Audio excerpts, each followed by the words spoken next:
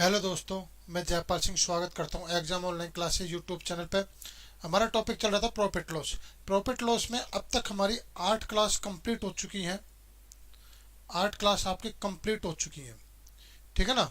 और 106 क्वेश्चन हम अब तक कंप्लीट कर चुके हैं। 106 क्वेश्चन आपके कंप्लीट हो चुके हैं।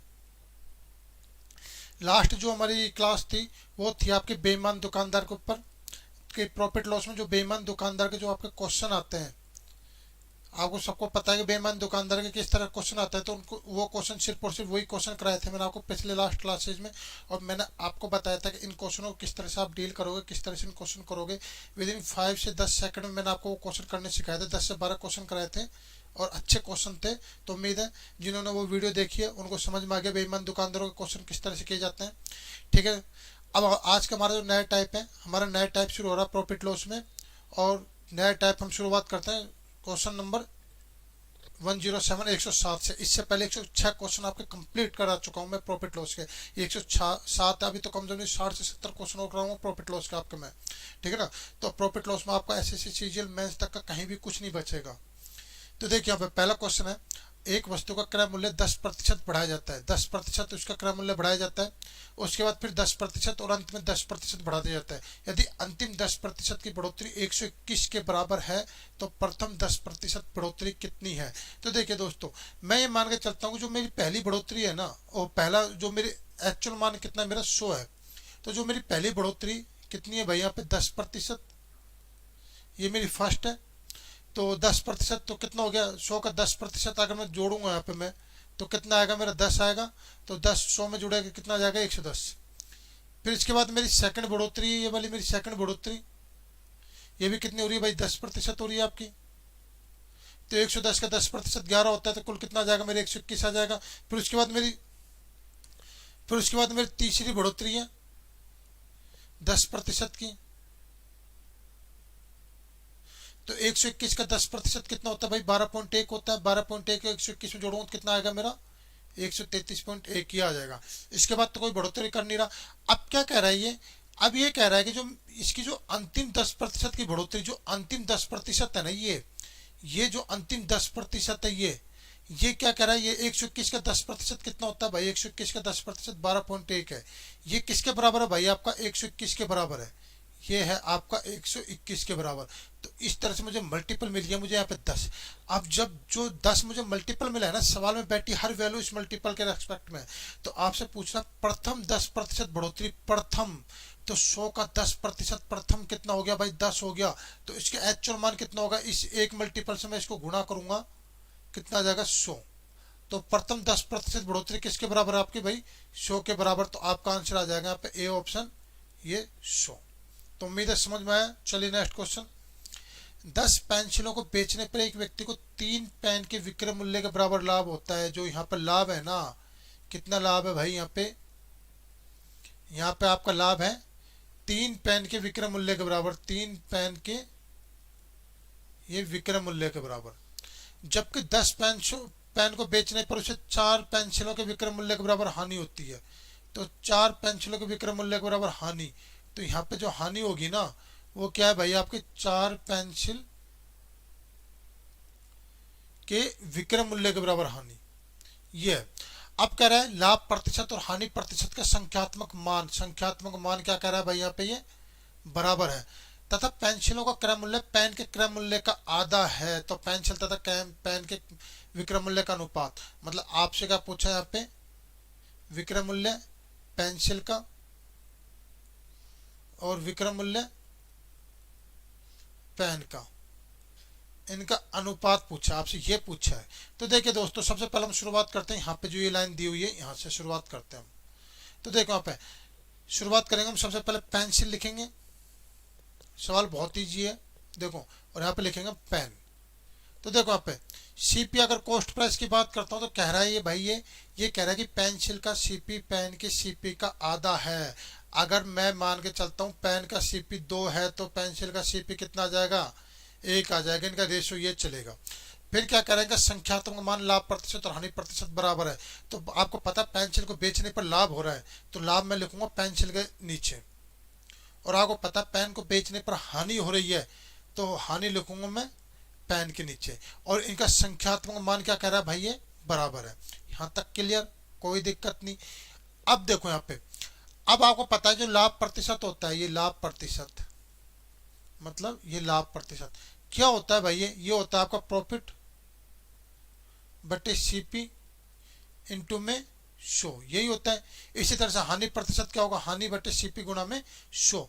तो देखिए यहाँ पे पेंसिल की बात कर रहा है, तो पेंसिल का लाभ कब हो रहा है, जब वो 10 पेंसिलों को बेच रहा है, मतलब 10 पेंसिलों को वो बेच रहा है। तो एक पेंसिल की कीमत 1 रुपया है, तो 10 पेंसिल की कीमत कितनी हो जाएगी भाई, 10 रुपया। तो सीपी कितना आ जाएगा मेरा, 10 आ जाएगा।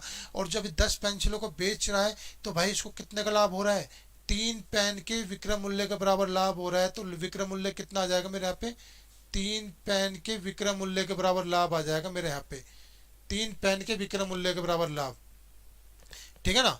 अब देखो यहाँ पे गुणा में मेरा ये कितना आ गया, यहाँ पे 100 आ जाएगा गुणा में, तो गुणा में कर दीजिए आप यहाँ पे 100। ये अब बात करता हूं मैं लॉस की। तो लॉस प्रतिशत मतलब लॉस अपॉन सीपी गुणा में 100। तो लॉस प्रतिशत, तो आपको पता है पेन की बात कर रहा है, तो पेन की बात कर रहा है, तो पेन का लॉस कितना हो रहा है भाई, 4 पेंसिलों के विक्रय मूल्य के बराबर। तो 4 पेंसिलों के विक्रय मूल्य के बराबर आपको लॉस हो रहा है। और ये लॉस हो रहा है कि सीपी पे हो रहा है। तो पेन क्या कर, हम सीपी की बात करते तो एक पेन कितने का, 2 रुपए का है। तो 10 पेन कितने के हो जाएंगे भाई आपके, 20 रुपए के। तो इनकी सीपी आ जाएगी आपकी 20। ये मैंने बराबर कर दिया। अब देखो यहाँ पे गुणा में 100।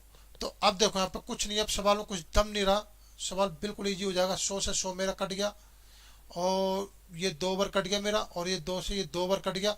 तो आपने देखा यहाँ पे, अगर मैं निकालू यहाँ पे एसपी किसका भाई, पेन का, ये पेन अपॉन एसपी, ये एसपी अपॉन पेंसिल का, ये पेंसिल का, बटे कितना बराबर में कितना आ जाएगा भाई आपका, यहाँ पे मैंने इसके नीचे इसको ले आया, तो यहाँ पे 2 बच्चा, और यहाँ पे कितना बच्चा भाई आपका, यहाँ पे 3 बच्चा। तो कितना आ जाएगा भाई मेरे यहाँ पे, 2/3 आ जाएगा, ये आ जाएगा। लेकिन एक बात ध्यान रखना, गलती मत कर देना। यहाँ पे आपसे पूछा सबसे पहले पेंसिल बटा पेन का पूछा, मैंने यहाँ पे पेन बटा पेंसिल का निकाला है।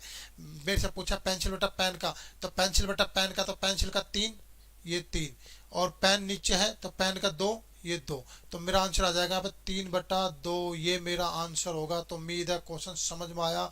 ऑप्शन नंबर सी, ये आपका आंसर आ जाएगा, ऑप्शन नंबर सी। तो चलिए शुरुआत करते हैं अगले क्वेश्चन की।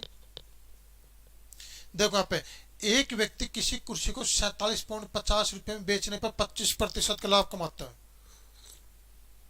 और किसी मेज को 57.50 रुपए में बेचने पर 15% का लाभ कमाता है। यदि वह कुर्सी को 36 रुपए में बेचता है तो मेज को कम से कम कितनी कीमत पर बेचेगी, उसे दोनों पर मिलाकर कोई हानि ना हो, यह पूछा आपसे। तो देखिए यहाँ पे कुर्सी की बात कर रहा है, और आपसे बात कर रहा है मैं मेज की। तो आपको यहाँ पे 2 आर्टिकल दिए गए हैं। तो सबसे पहले ले लेता हूं भाई मैं यहाँ पे कुर्सी, फिर ले लिया मैंने यहाँ पे मेज। तो देखो यहाँ पे कुर्सी और मेज की बात करें तो 25% का लाभ मतलब 1/4। तो कह रहा है कि 1/4 मतलब 4 अगर कुर्सी का सीपी है तो 5 क्या है भाई कुर्सी का, 5 है कुर्सी का एसपी। लाभ हो रहा है ना। तो कुर्सी का अगर सीपी की बात करो तो सीपी कुर्सी का है 4, तो कुर्सी का एसपी कितना हो जाएगा भाई 5, और यही 5 किसके बराबर दे रखा है 47.50 के बराबर। तो इस तरह से मैंने देखा कि मुझे यहाँ पे जो एक मल्टीपल मिलेगा, कितना मल्टीपल मिलेगा, 5 नाम 45 और 9.5, ये मुझे मल्टीपल मिल गया। तो 9.5 से अगर मैं यहाँ पे गुणा करूँ इसको 9.5 से, तो आप देखोगे मेरा कितना आएगा यहाँ पे, तो 9.5 से इससे गुणा करता तो मेरे यहाँ पे आएगा 38। तो मतलब कुर्सी का जो सीपी है ना, कुर्सी का सीपी कितना आ जाएगा भाई मेरे यहाँ पे, क्रय मूल्य आ जाएगा मेरा कुर्सी का सीपी 38 रुपये। यहाँ तक क्लियर, कोई दिक्कत नहीं। अब बात करते हैं मेज की। तो मेज को क्या कर रहा है, 15% लाभ पर बेचता है। तो 15% कितना होता है, 3/20 होता है। तो मेज का सीपी तो हो जाएगा 20, और 23 क्या हो जाएगा भाई मेज का एसपी।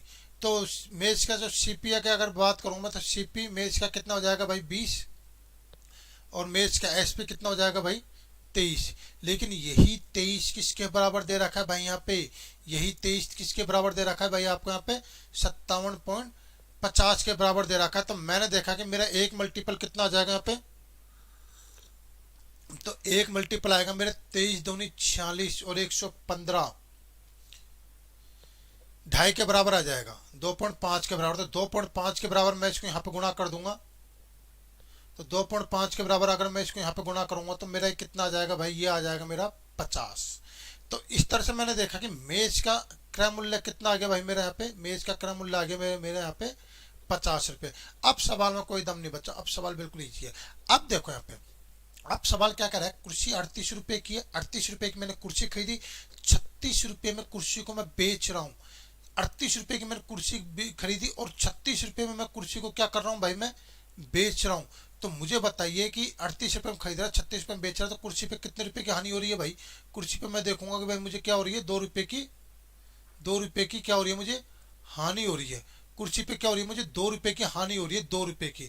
तो सीधी सी बात है, मुझे कोई भी हानि नहीं चाहिए। तो मेज पे भी तो मैं क्या करूंगा, 2 रुपए का लाभ कमाऊंगा। जब कुर्सी पे मुझे 2 रुपए की हानि हो रही है तो उसको बैलेंस करने के लिए, उस हानि को बैलेंस करने के लिए मैं मेज पे 2 रुपए का लाभ कमाऊंगा। तो 2 से इधर, 2 रुपए की हानि इधर, 2 रुपए का लाभ इधर, दोनों बिल्कुल जीरो हो जाएंगे, मुझे कोई हानि नहीं होगी। तो मेज कितने की, 50 रुपए की। तो मेज को बेचूंगा कितने रुपए में भाई, मैं 52 रुपए में बेचूंगा ना मैं, जब तो मुझे 2 रुपए का लाभ होगा।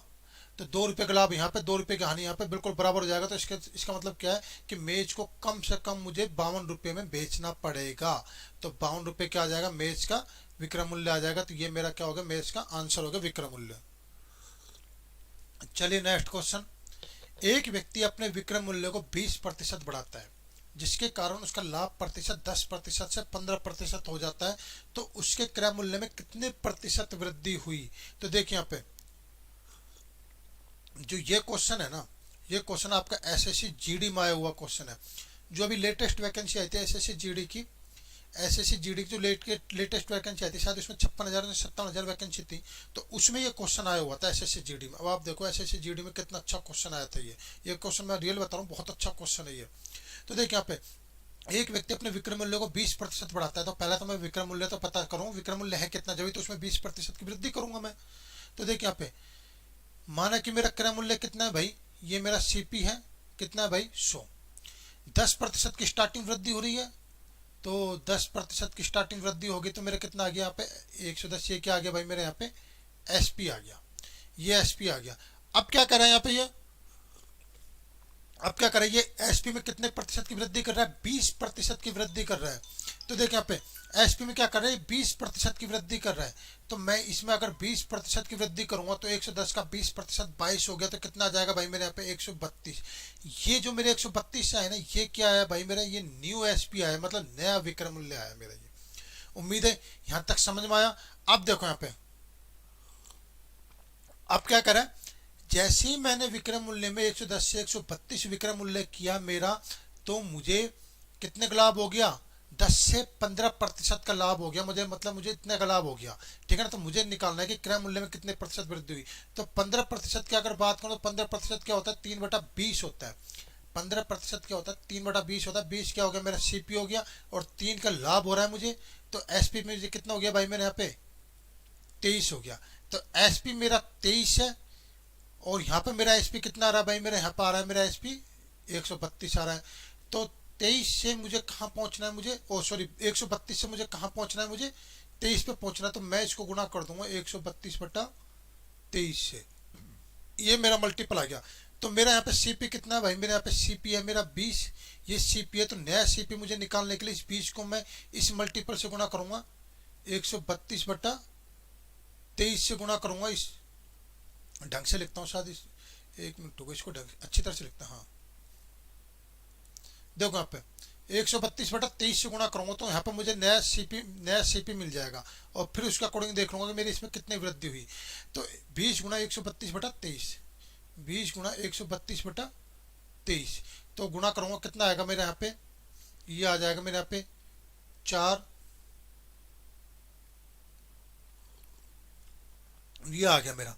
अब इसको करता हूं मैं यहाँ पे, तो 23 से कम 23, बाकी बचा 3, फिर 1, फिर मेरा कितना बचा 11, और यहाँ पे ये आ गया 110, 4 बच्चा 23 चौक 92 होते हैं, तो 110 में से 92 घटे तो 18 है, 18 है तो पॉइंट लगा 10, 180, 180 है तो 23 सत्ते कितने होते हैं, 7 21 और 7 दूनी 144 और 21 कितने होते हैं, 100, इसको करूंगा 7 21 2 7 दूनी 14 और 2 16, 161, 161 7 पर जाएगा, बाकी बचेगा 9, 190, तो फिर ये 8 पर जाएगा। तो इस तरह से मेरा जाएगा ये 114.78। इतना ये मेरा नया सीपी आ गया, ये आया मेरा भाई बिल्कुल नया सीपी आया, नया सीपी। और पुराना सीपी कितना है मेरा 2। तो मुझे बताइए कितने की वृद्धि होगी, यहाँ पे हुई भाई 14.78 की ये मेरी वृद्धि होगी। तो सीपी में कितने की वृद्धि होगी, 14.78। तो आपका ऑप्शन आ गया ए। तो उम्मीद है क्वेश्चन समझ में आई। ये क्वेश्चन आपका एसएससी जीडी में आया हुआ क्वेश्चन है। चलिए नेक्स्ट क्वेश्चन देखो। यहाँ पे गोदरेज कंपनी यह पाती है कि प्रति सप्ताह एक्स फ्रिज पी रुपये प्रति फ्रिज की दर से बेचती है। प्रति सप्ताह एक्स फ्रिज पी रुपये प्रति दर से बेचती है। यदि प्रति सप्ताह एक्स फ्रिज की लागत मूल्य कितनी है भाई, यहाँ पे 120 x plus x square by 2 है। तो प्रति सप्ताह अधिकतम लाभ इस शब्द पे ध्यान देना, अधिकतम लाभ। सवाल बहुत ही अच्छा सवाल है, रेलवे में आपको इस तरह से सवाल देखने को मिल जाएंगे। देखो यहाँ पे प्रति सप्ताह एक्स फ्रिज पी रुपये प्रति दर से, मतलब एक फ्रिज की कीमत अगर पी है तो एक्स फ्रिज की कीमत कितनी हो जाएगी भाई, पी एक्स हो जाएगी। ये क्या है भाई, एस पी है। एस पी कितना है भाई आपका, पी गुना में एक्स। मतलब एक फ्रिज अगर आपका पी रुपये का है तो एक्स फ्रिज कितने हो जाएंगे, पी एक्स रुपये का। ये बात होगी क्लियर। और बाकी क्या कराए, जितने भी मेरे एक्स फ्रिज है ना, एक्स फ्रिज 10 20 50 जो भी फ्रिज है उनकी सीपी मतलब उनका लागत मूल्य कितना मेरा 120 x plus x square by 2। तो लाभ मुझे ज्ञात करना, पहले मैं लाभ की बात करूंगा, प्रॉफिट निकालूंगा, फिर उसके बाद मैं मैक्सिमम प्रॉफिट की बात करूंगा। तो प्रॉफिट क्या होता है भाई मेरा, प्रॉफिट आपको सबको पता है। प्रॉफिट क्या होता है, सीधी सी बात है, एक छोटी क्लास का बच्चा ही बता देगा प्रॉफिट क्या होता है, विक्रय मूल्य माइनस का क्रय मूल्य, ये होता है। तो पहले मुझे विक्रय मूल्य देखना है, क्रय मूल्य देखना है, इनमें से फिर इनका अंतर लेकर मुझे मैक्सिमम प्रॉफिट निकाल देना है। तो देखिए सबसे पहले मैं बात करता हूँ पे सीपी। तो एक्स जो फ्रीज है का सीपी कितना हो जाएगा भाई मेरे यहाँ पे, एक्स फ्रीज का सीपी है मेरे यहाँ पे 120 x plus x square by 2। ये मेरा एक्स फ्रीज का सीपी है। और एक्स फ्रीज का एसपी कितना हो जाएगा, एक फ्रीज का एसपी मतलब एक फ्रीज का विक्रय मूल्य पी रुपये है, तो एक्स फ्रीज का कितना हो जाएगा, पी एक्स हो जाएगा। तो एक्स फ्रीज का एसपी, एक फ्रीज का कीमत पी रुपये है तो एक्स फ्रीज का कीमत कितना हो जाएगा, पी एक्स हो जाएगा। और मैं देखूंगा भाई पी की वैल्यू कितनी दे रखी है, ये दे रखी है, और एक्स को मैं इससे गुना करूंगा तो कितना आ जाएगा भाई मेरे यहाँ पे 200 एक्स। मैं डायरेक्ट लिख रहा हूँ, मैं कोई दिक्कत नहीं। यहाँ पे एक काम करो, ये एक्स मैं बड़ा बना लिया, स्मॉल बना दिया, कोई दिक्कत नहीं, इसको थोड़ा सा सही कर लेते हैं। देखो यहाँ पे मैंने कैपिटल एक्स ले रहा हूँ, तो यहाँ भी मुझे कैपिटल एक्स लेना है, कोई दिक्कत नहीं है, कैसे भी ले लीजिए आप, सवाल समझ में आना चाहिए। तो ये 200 एक्स हो जाएगा और ये हो जाएगा मेरे, इससे गुना करेंगे तो कितना हो जाएगा भाई मेरा यहाँ पे, ये हो जाएगा मेरा एक्स स्क्वायर बाई 2, ये हो जाएगा। 2 से इसको काटूंगा, 2 बार कटेगा, और एक्स से इसको गुना करेंगे तो एक्स स्क्वायर हो जाएगा। उम्मीद है यहाँ तक समझ में आया। अब निकालना है आपको प्रॉफिट। तो देखिए आप प्रॉफिट निकालना, तो मुझे पता है प्रॉफिट क्या होता है भाई, प्रॉफिट होता है भाई आपका एसपी विक्रय मूल्य माइनस का क्रय मूल्य। तो विक्रय मूल्य माइनस का क्रय मूल्य, तो मैं देखूंगा यहाँ पे मेरा विक्रय मूल्य कितना है भाई मेरे यहाँ पे, विक्रय मूल्य है मेरे यहाँ पे 200 एक्स माइनस का एक्स स्क्वायर बाई 2, और क्रय मूल्य है मेरा ये, तो इसको घटाऊंगा मैं 120 एक्स माइनस का एक्स स्क्वायर बाई 2। तो 200 एक्स में से 120 एक्स घटा तो मेरा कितना आया भाई यहाँ पे, मेरा आएगा यहाँ पे 80 एक्स, और x square by 2 minus x square by 2 अगर इनको जोड़ूंगा तो कितना आएगा भाई मेरे यहाँ पे एक्स स्क्वायर, ये आ जाएगा। तो ये आया मेरे यहाँ पे प्रॉफिट आया 180 एक्स माइनस का एक्स स्क्वायर। अब देखो, अब थोड़ा अब ऑप्शन पे ध्यान दो। ऑप्शन क्या है भाई यहाँ पे 1200 1700 1600 1000 है, और मेरा जो आ रहा है यहाँ पे ये आ रहा है 80 एक्स। तो भाई 1200 1600 1700 से तो दूर दूर तक कहीं मैच नहीं खा रहा।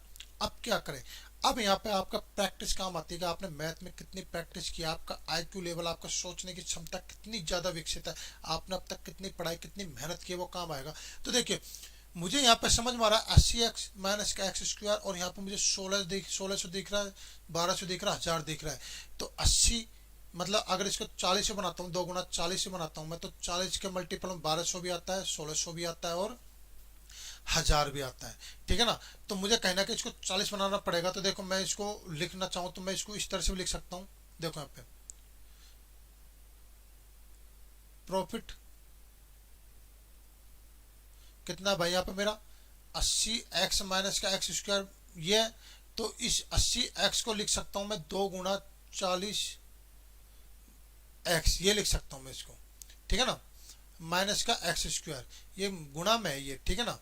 ये कहीं आप इसको एक्स समझ लो, एक काम करो इसको डॉट में लिख देता हूँ मैं, नहीं कहीं आप गलत समझ जाओगे। डॉट में लिख देता हूँ मैं इसको, ज़्यादा बढ़िया रहेगा ये डॉट में। ठीक है ना। वैसे डॉट में क्या है, डॉट में लिखना सही नहीं, चल गुना में लिख लेते हैं इसको, है ना, नीचे लिख देता हूँ गुना में। तो 2 गुना 40x माइनस का एक्स स्क्वायर। अब मैं इसमें 1600 जोड़ता हूँ और 1600 घटाता हूँ। ये क्यों किया, क्योंकि मुझे पता है यहाँ पे होल स्क्वायर बन रहा है। ऐसा मेरी प्रैक्टिस बोलती है, जितनी मैंने अब तक मैथ में पढ़ाई करी है वो मेरी प्रैक्टिस बोलती है कि यहाँ पे होल स्क्वायर बनेगा। तो 1600 प्लस का 1600 इसको आप अलग ले जाइए। अब देखिए यहाँ पे 1600 को आपने अलग ले लिया। अब मुझे बताइए क्या ये x माइनस 40 का होल स्क्वायर नहीं बन रही है। और अगर मैं यहाँ पर निकालना चाहूँ तो एक्स स्क्वायर माइनस क्या आ रहा है और ये माइनस का, तो यहाँ पर माइनस ले लूंगा मैं, यहाँ पर माइनस बाहर आ जाएगा। तो अगर इसको ढंग से लिखना चाहूँ तो मैं, हाँ अब लिख सकते हैं इसको इस तरह से ये। अब देखो यहाँ पे ये आ गया भाई x माइनस 40 का स्क्वायर एक्स स्क्वायर, ये एक्स स्क्वायर माइनस का 40 का स्क्वायर 1600, तो 1600 तो ये माइनस माइनस हो जाएगा। माइनस 2 गुना 80x और ये बाहर आके माइनस का प्लस 80x ही हो जाएगा। तो ये हो गया मेरे यहाँ पे प्रॉफिट हो गया। अब आपसे कह रहा है कि मुझे मैक्सिमम प्रॉफिट चाहिए, तो मैक्सिमम प्रॉफिट चाहिए तो भाई नेगेटिव में जो चीज़ है मैं इसको यहाँ से बिल्कुल कट टच करूंगा, जब तो मुझे मैक्सिमम प्रॉफिट मिलेगा ना। इस सबको मैं यहाँ से हटाऊंगा जब तो मुझे मैक्सिमम प्रॉफिट मिलेगा ना। इस सबको मैं जीरो मान लूंगा, जीरो हटा दूंगा तो 1600 माइनस जीरो 1600 आ गया। तो मेरा मैक्सिमम प्रॉफिट कितना आ जाएगा भाई, यहाँ पे मेरा मैक्सिमम प्रॉफिट आ जाएगा मेरे यहाँ पे 1600। तो ये आपका क्वेश्चन था। उम्मीद है क्वेश्चन समझ में आया, तो आपका आंसर आ जाएगा यहाँ पे सी ऑप्शन 1600। चलिए नेक्स्ट क्वेश्चन। यदि मैं एक घोड़ा 6200 रुपये में और एक गाय 2600 रुपये में बेचता हूँ तो दोनों की लागत पर मुझे 10% का लाभ कमाता हूँ। 10% कमाता हूँ मतलब लाभ ही हो गया, ये कमा रहा है तो भाई लाभ ही हो गया। यदि मैं घोड़े को 6000 रुपये में गाय को उसके क्रय मूल्य पर बेचता हूँ तो मुझे 12.5% का लाभ होता था। प्रत्येक की मूल लागत या क्रय मूल्य क्या है। यदि मैं एक घोड़ा 6200 रुपये में और एक गाय 2600 रुपये में, तो मुझे बताइए बेच रहा है ये घोड़ा बेच रहा है 6200 रुपये में और गाय बेच रहा है 2600 रुपये में। तो मुझे बताइए इस तरह से इसको कितने में बेच रहा है, दोनों को ये 8800 रुपये में बेच रहा है। तो वो कितने का लाभ कमा रहा है, 10% का लाभ कमा रहा है। तो 10% का अगर वो लाभ कमाता है तो लाभ 10% मतलब कितना होता है भाई आपका 1/10 होता है, ये होता है। तो देखिए यहाँ पे सीपी और यहाँ पे लिख लेता हूँ मैं यहाँ पे एसपी। ठीक है। तो अब देखिए लाभ वो क्रय मूल्य कितना भाई मेरा 10 है, इस पे 1 रुपये लाभ कमा के मतलब एसपी कितना हो गया मेरे 11। लेकिन यही एसपी सवाल में किसके बराबर दे रखा है भाई आपका, ये 8800 के बराबर कह रहा है ना। घोड़ा और गाय दोनों को, और दोनों को मिलाकर 88 रुपये में बेच रहा है। तो ये किसके बराबर है भाई, 8800 के बराबर है। तो कितना आ जाएगा भाई मेरा 800 रुपये, मेरे एक मल्टीपल आ गया। तो 800 ये कितना आ गया भाई मेरे यहाँ पे 8000, ये क्या आ गया मेरे यहाँ पे एक सीपी आ गया। मतलब दोनों का सीपी 8000 रुपये। ये दोनों का जो सीपी है ये किसका है भाई, ये सीपी ये गाय प्लस घोड़ा दोनों का क्या आ गया भाई, ये क्रय मूल्य है। ये क्या है भाई, ये क्रय मूल्य है 8000 रुपये गाय प्लस घोड़ा का। ये ओरिजिनल क्रय मूल्य है इनका। अब ये नहीं पता कौन कितने रुपए का है, लेकिन इतना पता कि दोनों कुल मिलाकर 8000 रुपये का है। ये मेरे को क्लियर हो गया। अब क्या करा, यदि मैं घोड़े को 6000 रुपये में और गाय को उसके क्रय मूल्य पर बेचता हूँ तो मुझे 12.5% लाभ होता है। तो मुझे बताइए 8000 पर 12.5%, 8000 पर 12.5% का लाभ हो रहा है। तो मतलब कितने का लाभ हो रहा है, 1000 रुपये का लाभ हो रहा है। तो इसका मतलब क्या हो गया मेरा 8000 पर 12.5% लाभ मतलब कितने रुपए का लाभ हो रहा है मुझे, 1000 रुपये का लाभ हो रहा है। 1000 रुपये का लाभ हो गया ना मुझे। तो मेरा एसपी कितना आ गया भाई मेरे यहाँ पे, एसपी आ गया भाई मेरे यहाँ पे 9000 रुपये। और 9000 रुपये जो ये एसपी आया है ना, ये मेरा एसपी कब आया है, जब मैंने घोड़े को तो 6000 रुपये में, घोड़े को तो मैंने 6000 रुपये में, प्लस जो गाय है ना उसको बेचा मैंने उसके क्रय मूल्य पर। तो सीपी ऑफ गाय, गाय को बेचा मैंने इसके क्रय मूल्य पर, घोड़े को बेचा 6000 रुपये में। जब जाके मुझे क्या आया यहाँ पे, मुझे जब जाके मुझे 9000 रुपये मिले, तो सीपी ऑफ गाय, तो गाय का क्रय मूल्य, उम्मीद है आप समझ गए। तो गाय का क्रय मूल्य कितना आ जाएगा, सीपी ऑफ गाय 9000 में से 6000 घटा दीजिए, कितना आ जाएगा 3000 रुपये। तो 3000 रुपये, तो ये तो आ गया मेरा गाय का क्रय मूल्य। 3000 रुपये घोड़े का तो निकालने की जरूरत नहीं है, जो मुझे सिर्फ एक ही ऑप्शन में दिख रहा है मुझे 3000 रुपये, बाकी किसी ऑप्शन मुझे 3000 रुपये दिख नहीं रहा, कहीं भी नहीं दिख रहा मुझे 3000 रुपये। तो सीधी सी बात है, गाय का क्रय मूल्य 3000 रुपये और घोड़े का क्रय मूल्य 5000 रुपये। लेकिन फिर भी अगर आप निकालना चाहते हो तो यहाँ से निकाल सकते हो, इसमें से आप 3000 रुपये घटाओगे, 3000 रुपये घटाओगे तो कितना आ गया 5000 रुपये। क्या आ गया भाई मेरे यहाँ पे, घोड़े का क्रय मूल्य आ गया। तो 3000 और 5000 रुपये मेरा क्या आ गया, घोड़े का क्रय मूल्य आ गया। उम्मीद है क्वेश्चन समझ में आ गया, कोई दिक्कत नहीं। चलिए नेक्स्ट क्वेश्चन। राम ने एक वस्तु एक्स 8000 रुपये में तथा दूसरी वस्तु वाई 2000 रुपये में खरीदी। उसने उन्हें श्याम को तथा श्याम ने कृष्ण को इस प्रकार बेचा कि प्रत्येक एक्स वस्तु पर 25% लाभ तथा प्रत्येक वाई वस्तु पर 10% की हानि होती है। यदि राम ने उन वस्तु को सीधे कृष्ण को उसी मूल्य पर बेचा होता जिस पर श्याम ने कृष्ण को बेचा था, तो राम को कुल कितने प्रतिशत लाभ होता।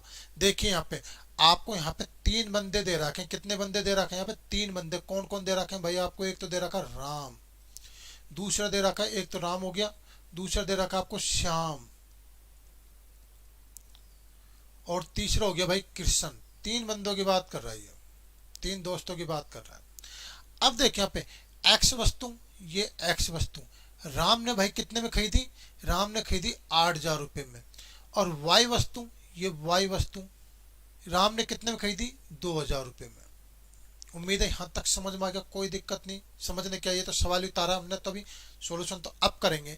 देखो यहाँ पे अब क्या कह रहा है ये, अब कह रहा है कि एक्स वस्तु पर 25% का लाभ कमा रहा है। एक्स वस्तु पर 25% का लाभ, तो 8000 का 25% अगर आप निकालने बैठोगे तो 8000 का 25% 2000 रुपये आएगा। तो इसका मतलब क्या है कि शाम को ये वस्तु कितने की पड़ी, 10,000 रुपये की। 8000 पे 2000 का लाभ मतलब 10,000 की पड़ी। और फिर शाम ने भी इसी वस्तु को कृष्ण को कितने पे बेचा, 25% लाभ पर 25%। तो 10,000 का 25% कितना होगा भाई, 2500 होगा ना। तो 2500 होगा, तो कृष्ण को ये वस्तु पड़ी 12,500 रुपये की।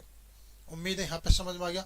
अब बात करते हैं वाई वस्तु के लिए। तो देखिए वाई वस्तु के लिए 10% की हानि हो रही है वाई वस्तु पर। तो 2000 रुपये पर 10% हानि, तो 2000 पर 10% हानि, 200 रुपये की हानि। तो शाम के लिए वस्तु कितने की पड़ी, तो शाम के लिए वस्तु पड़ी 1800 रुपये की। फिर क्या करें, इसी पर 10% की वापस हानि झेल रहे हैं, वाई वस्तु पर तो 10% की हानि फिक्स है ये। तो 1800 पे 10% की हानि, अगर 1800 पे 10% हानि मतलब 180 अगर आप घटाओगे तो कितना आएगा, 17 में से गया तो 1620 रुपये। तो कितना आ गया भाई आपके यहाँ पे, 1620 रुपये, ये आपका आ गया। ठीक है ना, यहाँ तक हमने सवाल लिख लिया, अब कोई दिक्कत नहीं। अब आपसे सवाल में क्या कह रहा है, अब आपसे सवाल में कह रहा है कि यदि वो शाम के बीच में बात ही नहीं करता, मतलब वो कह रहा है कि राम यदि इन वस्तुओं को सीधे कृष्ण को उसी मूल्य पर बेचता जिस पर शाम ने कृष्ण को बेचा, मतलब 25% और 10% फिक्स है। राम बेचे क्या शाम बेचे, कृष्ण को तो 25% 10% फिक्स है। तो अगर ये शाम को बीच में से हटा दे तो कह रहा है कि राम को कितने प्रतिशत लाभ होता। तो मुझे पहले बताइए, राम को लाभ निकालने से पहले मुझे राम का क्रय मूल्य तो निकालना पड़ेगा ना। तो राम का क्रय मूल्य कितना आ रहा है भाई, मुझे टोटल बताइए। 8000 और 2000 कितना आ रहा है भाई, 10,000 ये आ रहा है। ठीक है ना। अब देखो यहाँ पे, और कृष्ण का कितना आ रहा है भाई, कृष्ण का आ रहा है मतलब कृष्ण का क्रय मूल्य या फिर राम का विक्रय मूल्य, तो कितना आ रहा है, 0 2 5 और 1 6 11 और 2 और 1 3 और 1 4 और ये मेरा आ गया 1, ये आ गया यहाँ पे। ठीक है ना, ये कृष्ण के लिए क्रय मूल्य या फिर कह दें हम राम के लिए विक्रय मूल्य। ठीक है ना, मतलब शाम को अगर बीच में छटा दें हम, राम डायरेक्ट अगर कृष्ण को बेचता तो वो इतने रुपए से इतने रुपए में बेचता। तो मुझे बताइए कितने का लाभ हो रहा है भाई, लाभ हो रहा है उसको, कितने का लाभ हो रहा है उसको, उसको लाभ हो रहा है 41 ₹20 का, मतलब 4120 का लाभ हो रहा है। तो लाभ प्रतिशत निकालना है। तो देखिए 4120 का लाभ हो रहा है, किस पे लाभ हो रहा है? 10,000 पे लाभ हो रहा है। तो प्रतिशत निकालने के लिए गुणा में 100 करिए आप, तो कितना आ जाएगा भाई आपका? 41.2%। ये क्या हो जाएगा भाई आपका यहाँ पे आंसर आ जाएगा 41.2%, ए ऑप्शन। तो उम्मीद है क्वेश्चन समझ में आया, कोई दिक्कत नहीं। चलिए नेक्स्ट क्वेश्चन। एक विक्रेता 3 प्रकार के सूखे फल 12:15:20 वजन के अनुपात में क्रमशः 100 रुपये, 80 रुपये, 60 रुपये प्रति केजी, ये प्रति केजी पे ध्यान देना भाई, प्रति केजी है, पर केजी, ठीक है ना? क्या है भाई? ये पर केजी है, मतलब 100 रुपये पर केजी, 80 रुपये पर केजी, 60 रुपये पर केजी। यदि वह पहले दोनों प्रकार के फल पर कुल 20% का लाभ कमाता था, तथा अंत में वह पाता है कि पूरे तीनों प्रकार के फल बेचने पर उसे न हानि हुई न लाभ हुआ, तो उसने तीसरे प्रकार के फल पर कितने प्रतिशत लाभ या हानि हुई? तो पहले दो पर तो लाभ कमा रहा है वो, और फिर कह रहा है कि लास्ट में उसको न लाभ हो रहा न हानि हो रहा। तो सीधी सी बात है, एक बच्चा भी बता सकता है कि तीसरे पर उसको क्या हो रही है, तीसरे प्रकार के फल पर क्या हो रहा है, उसको हानि ही होगी, कंफर्म है ये। चलिए सवाल सोल्व करते हैं।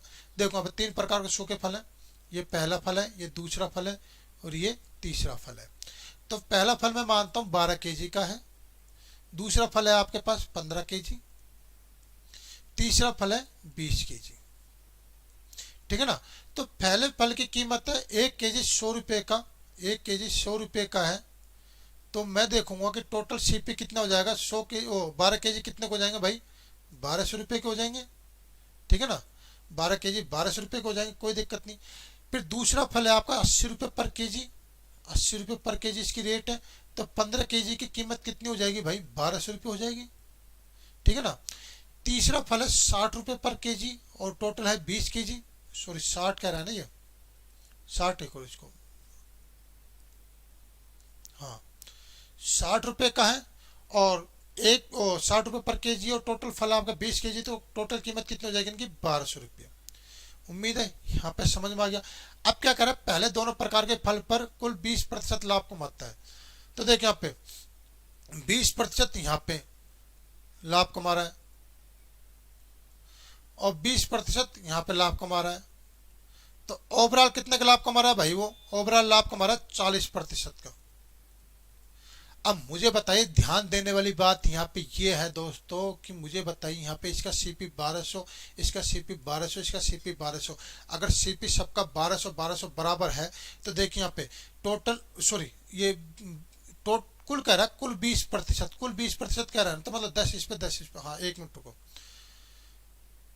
वो कुल 20 वो कह रहा है ना ये, 1 मिनट को, यहाँ पे गलती, सवाल वैसे सही है, देखो यहाँ पे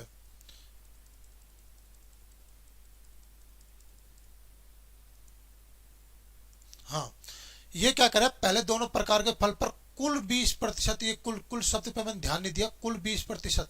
तो मतलब टोटल लाभ जो कह रहा है ना, वो टोटल लाभ कितना कह रहा है? ये 20%। तो जो टोटल लाभ है ना 20%, किस पे हुआ? 1200, और 1200 कुल किस पे हुआ है? 2400 पे कुल 20% का लाभ हुआ है, 2400 पे कुल 20% का लाभ हुआ है। तो 2400 पे 20% को अगर मुझे मेंटेन करना है, तो 1200 पे कितने प्रतिशत हानि सहूंगा? तो 1200 पे कितने प्रतिशत हानि कहूंगा? 40% की हानि सहूंगा। जब भी तो मैं 2400 के 20% को मैं 1200 के 40% से क्या कर सकता हूँ? बराबर कर सकता हूँ। आप चाहे खुद चेक कर लो। देखो 2400 का अगर मैं उत्तर की जांच करता हूँ, यहाँ पे मैं उत्तर की जांच अगर हम करें यहाँ पे, तो देखो 2400 का अगर 20% निकालता हूं मैं, तो आपको पता है कितना आएगा यहाँ पे? 5 चौक 20, 480 आ जाएगा। कितना आ जाएगा यहाँ पे? 480। अब 1200 का अगर आप 40% निकालोगे, तो 1200 का 40% निकालोगे, तो देखो 12 चौक 48, कितना आ गया भाई आपको? 480। तो देखो ये 480 और 480, यहाँ पे 480 प्लस प्रॉफिट का हो रहा है, यहाँ पे 480 माइनस का हो रहा है, तो दोनों बराबर हो गए ना? बिल्कुल बराबर हो गए। यही तुम उत्तर की जांच कर रहा था। तो मतलब 1200 और 1200 टोटल 2400 पे 20%, टोटल 2400 पे 20%। तो इस 2400 के 20% को बैलेंस करने के लिए 1200 पर मुझे क्या चाहिए? 40% नेगेटिव, मतलब हानि चाहिए। तो आंसर क्या आ जाएगा आपका? 40%। ये बात ध्यान रखना। तो उम्मीद है क्वेश्चन समझ में आ गया, कोई दिक्कत नहीं। चलिए नेक्स्ट क्वेश्चन। जब किसी वस्तु को x रुपए में बेचा जाता है, तो l प्रतिशत की हानि होती है। एल प्रतिशत की हानि होती है, इसको सही कर लेते हैं। हाँ, और यदि इसे वाई रुपए में बेचा जाता है, इसके बाद कितने क्वेश्चन है? 3 क्वेश्चन हो रहे हैं। यदि इसे वाई रुपए में बेचा जाता है तो पी प्रतिशत लाभ होता है, तो वस्तु का क्रय मूल्य क्या होगा? देखो यहाँ पे वस्तु का क्रय मूल्य क्या होगा जब किसी वस्तु का एक्स रुपए में बेचा जाता है?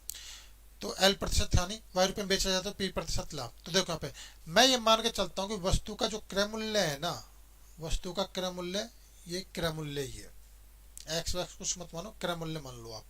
वस्तु का एक क्रय मूल्य है, इस क्रय मूल्य से अगर मैं इसको एक्स रुपये में बेचता हूं तो मुझे हानि होती है भाई। कितने की हानि होती है? एल प्रतिशत मुझे क्या होती है भाई? यहाँ पे हानि होती है। और इस क्रय मूल्य की इस वस्तु को अगर मैं यहाँ पे वाई रुपये में बेचता हूँ तो मुझे क्या होता है? यहाँ पे पी प्रतिशत का मुझे क्या होता है? यहाँ पे लाभ होता है। ये उम्मीद है यहाँ तक समझ में आ गया, कोई दिक्कत नहीं। अब देखो यहाँ पे पहले इसका वेन डायग्राम सही बना लो। अब देखो यहाँ पे ये हो गया। अब मुझे बताइए यहाँ पे कि अगर इस जो x है ना, ये जो SP है ना मेरी, ये x SP, इस x XP पर बेचने पर जो मुझे हानि हो रही है, अगर उतनी हानि इस x XP में जोड़ दूं तो मैं CP पर पहुंच जाऊंगा। और y रुपये जो मेरी ये मेरा क्रय, सॉरी, जो ये मेरे विक्रय मूल्य है, इस विक्रय मूल्य पे बेचने पर मुझे जितना लाभ हो रहा है उतना लाभ अगर मैं इसमें से घटा दूंगा तो CP पे पहुंच जाऊंगा। यही तो होगा ना। तो आप घटा दिए, CP पहुंच जाए, CP दोनों बराबर है तो दोनों को बराबर कर दीजिए। तो देखिए यहाँ पे x में से L प्रतिशत हानि ऑफ CP बराबर, सॉरी इसमें जोड़ूंगा ना मैं, इसको जोड़ूंगा, हाँ, और y माइनस का P प्रतिशत लाभ ऑफ CP, ये आ जाएगा। तो L पर x प्लस L प्रतिशत हानि, तो L प्रतिशत हानि अगर आप निकालने बैठोगे किसी CP का L प्रतिशत हानि अगर आप निकालोगे तो L प्रतिशत हानि क्या होती है भाई आपकी? L प्रतिशत मतलब लाभ, L प्रतिशत हानि क्या होगी भाई आपके यहाँ पे? L अपॉन CP गुणा में 100, ये होगा। एक मिनट को,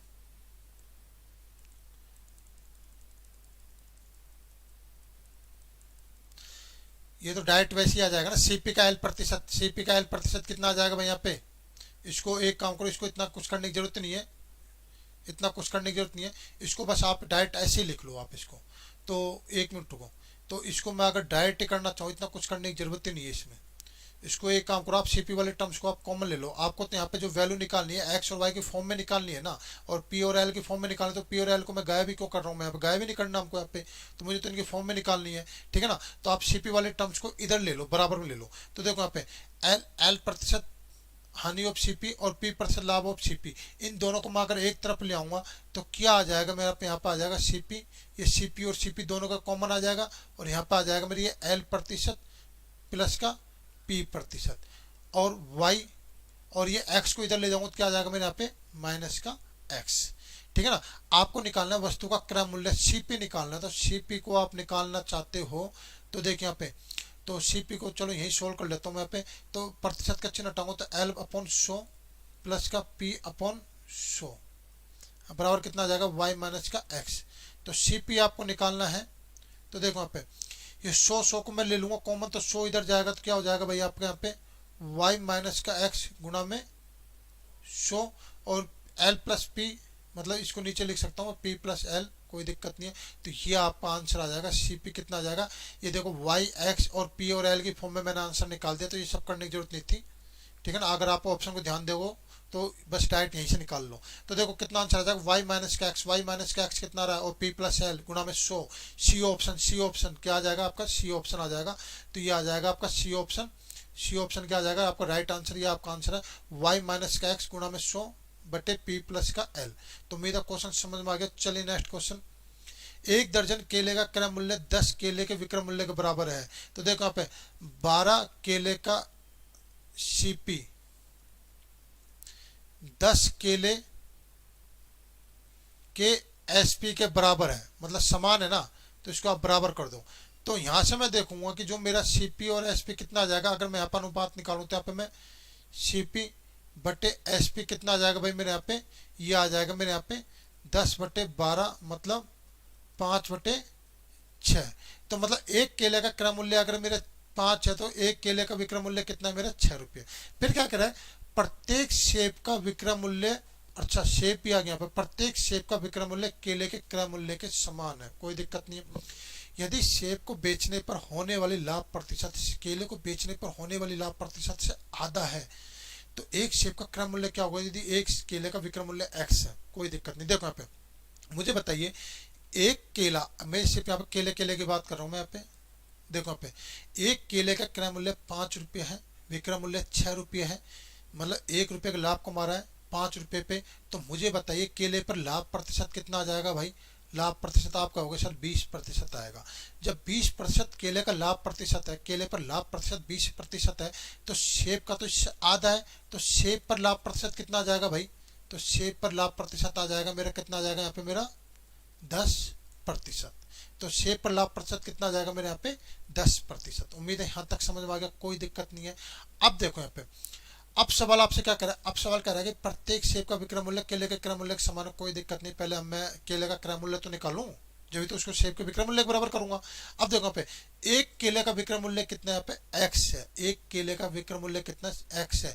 मैं केले का विक्रय मूल्य कितना मान के चल रहा हूँ, 6 मान के चल रहा हूँ। सवाल बोल रहा है कि x है, तो 1 यूनिट बराबर कितना आ गया भाई मेरे यहाँ पे x/6 आ गया। तो आपसे कह रहा है कि केले का क्रय मूल्य, तो केले का क्रय मूल्य कितना आ जाएगा भाई मेरे यहाँ पे 5x/6। ये आ जाएगा मेरा केले का क्रय मूल्य। तो केले का क्रय मूल्य आ गया मेरे यहाँ पे 5x/6। अब क्या कह रहा है, ये जो केले का जो क्रय मूल्य है ना 5x/6, ये केले का क्रय मूल्य है भाई, क्रय मूल्य। ये क्या कह रहा है, ये सेब के विक्रय मूल्य के बराबर। तो केले का क्रय मूल्य 5x/6 और ये क्या है भाई आपका, यही है आपका सेब का SP कितना है 5x/6। यही तो कह रहा है ना ये, क्योंकि इसका क्रय मूल्य इसके विक्रय मूल्य के बराबर है। बस सवाल ये करा, अब क्या करा आपसे सेब का क्रय मूल्य ज्ञात करना है, सेब का क्रय मूल्य। तो देखिए यहाँ पे मुझे पता है सेब का जो विक्रय मूल्य मुझे दे रखा है, प्रॉफिट मुझे दे रखा है, तो क्रय मूल्य आप आसानी से ज्ञात कर सकते हो। तो सेब का लाभ कितना दे रखा है 10%, तो 10% कितना हो गया भाई आपका यहाँ पे 1/10 हो गया। तो 1/10 हो गया सेब का, तो सेब का लाभ कितना हो गया 10% हो गया, मतलब 1/10 हो गया। तो सेब का 10% लाभ हो गया, 1/10 हो गया, तो 10 क्या हो गया भाई मेरे यहाँ पे CP हो गया। तो 10 तो मेरा क्या हो गया यहाँ पे CP हो गया, और 11 क्या हो गया भाई यहाँ पे मेरा SP हो गया, और यही 11 मेरे यहाँ पे SP और यही SP मेरे यहाँ पे कितना दे रखा है 5x/6। दोनों को आप बराबर कर दो, तो 1 यूनिट बराबर कितना आ गया भाई मेरे यहाँ पे, 1 यूनिट बराबर आ गया मेरे यहाँ पे 5x/6। 11 नीचे आएगा कितना आ गया 66 आ गया। अब क्या करा आपसे, अब कह रहा है कि सेब का क्रय मूल्य, तो सेब का क्रय मूल्य आप आसानी से निकाल सकते हो। सेब का क्रय मूल्य कितना दे रखा है 10 दे रखा है ना, इस 10 को आप 5x/6 से गुणा कर दीजिए आप, और 66 से गुणा में कितना है 10, तो 25 बार कटेगा 50 और ये 33 बार कटेगा। तो आप देखोगे आपका आंसर आ जाएगा 25x/33। ये आपका आंसर आ जाएगा 25x/33। कौन सा ऑप्शन है भाई, C ऑप्शन। C ऑप्शन आपका राइट आंसर है 25x/33। उम्मीद है क्वेश्चन समझ में आ गया, कोई दिक्कत नहीं। चलो नेक्स्ट क्वेश्चन देखो यहाँ पे, ये क्वेश्चन बहुत ईजी क्वेश्चन बता रहा हूँ मैं, 10 सेकंड का क्वेश्चन है ये क्वेश्चन ज्यादा 10 सेकंड का क्वेश्चन होता है, बहुत ईजी क्वेश्चन होते हैं। देखो यहाँ पे कुछ नहीं, मैं आपको इसमें एक पैटर्न बताता हूँ, उस पैटर्न से आप इसको इजीली कर सकते हो। देखो 9 संतरों की कीमत 5 सेबों की कीमत के बराबर है। जैसे जैसे सवाल कर रहे हैं ना वैसे वैसे लिख लो, और फिर देखो सवाल में पूछ क्या रहा है कहाँ, और पूछ क्या रहा है, जो चीज पूछ रहा है ना उसके उल्टे से इसको शुरुआत कर दो, समझ जाओगे। अभी देखो 9 संतरों की कीमत 5 सेबों के बराबर है। 9 संतरों की कीमत, 9 संतरों की कीमत किसके बराबर है भाई आपकी 5 सेबों के बराबर। फिर क्या करें, 5 सेबों की कीमत 3 आम के बराबर है।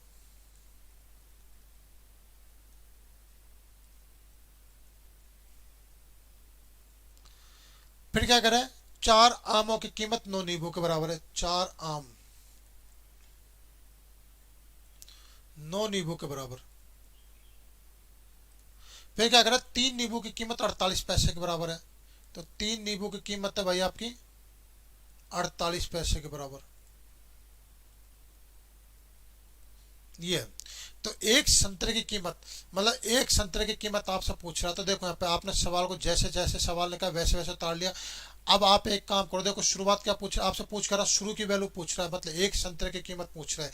तो आप है ना इसको यहाँ से शुरुआत करो, ऐसे चलो। तो मैंने लिख लिया इसको 48/3। फिर इसके बाद मैं चला यहाँ पे, तो 9 आ गया। फिर इसके बाद क्या है भाई मेरा 4 आया, 4। इसके बाद क्या है भाई मेरा 3 आया, 3।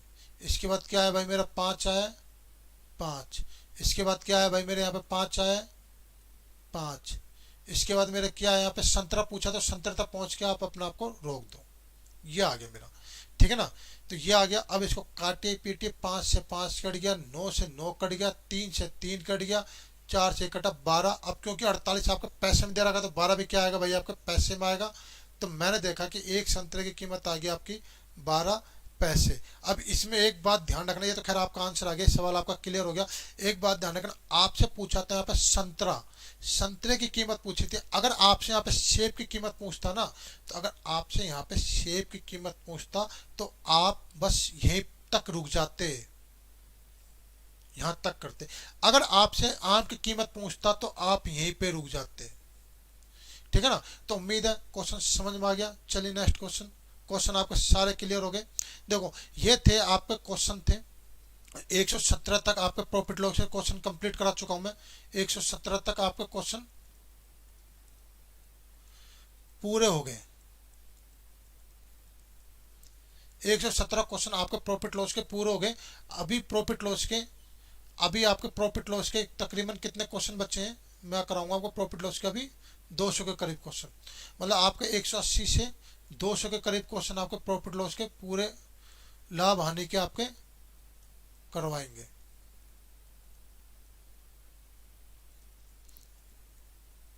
ठीक है ना। अभी तो आपके 117 क्वेश्चन पूरे हुए हैं। और क्लास कितनी होगी आपकी, क्लास 9 कंप्लीट होगी, 9 पूरी हो गई। ठीक है ना। अभी आपको और क्लास बची है। तो इस तरह से आपको प्रॉफिट लॉस पूरा खत्म कर देंगे। आप सीजीएल मेन सीपीओ रेलिवेंट किसी की तैयारी करो। मैं आपको बता रहा हूँ, आपको कोई भी क्वेश्चन किसी टाइप का किसी वैरायटी का आपका इस चैनल पे सारे तरह के क्वेश्चन मिल जाएंगे, सारे टॉपिक के। तो ठीक है दोस्तों, उम्मीद है आपको क्वेश्चन अच्छे लगे, कुछ सीखने को मिला। और एक बात ध्यान रखना, पिछली वाली जो मेरी वीडियो थी बेईमान दुकानदार की प्रॉफिट लॉस की, वो जरूर देखना। मैं बता रहा हूँ आपको इतना बढ़िया ट्रिक बताया, इतना बढ़िया शॉर्टकट बताया, 5 से 10 सेकंड में आप आंसर निकाल दोगे इसके, 5 से 10 सेकंड में। ठीक है ना। तो ठीक है दोस्तों, मिलते हैं फिर अगली क्लास में। जब तक के लिए गुड बाय, जय हिंद।